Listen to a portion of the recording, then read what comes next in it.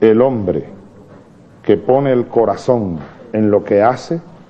consigue recursos donde los incapaces se dan por vencidos. General Cortés, en nombre del ciudadano general de división, Carlos Caballo Guevara, presidente de la Comisión Nacional de Casinos, presidente de la Comisión Ecosocialista Ezequiel Zamora, quiero hacer la entrega del acta de donación que hicimos de la recuperación y remodelación de la cancha de esparcimiento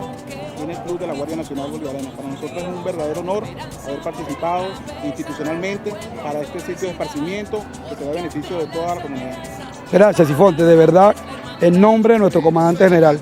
Mayor General Juvenal Fernández López, de todo el alto mando institucional, del presidente de la Caja de Ahorro de la Guardia Nacional y de todo el personal que conforma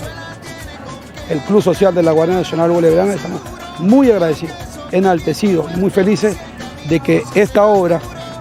en pro del deporte venezolano y de toda la comunidad del pueblo ya haya finalizado con todo tu personal. Nos sentimos complacidos de que esta obra tan hermosa, tan colorida,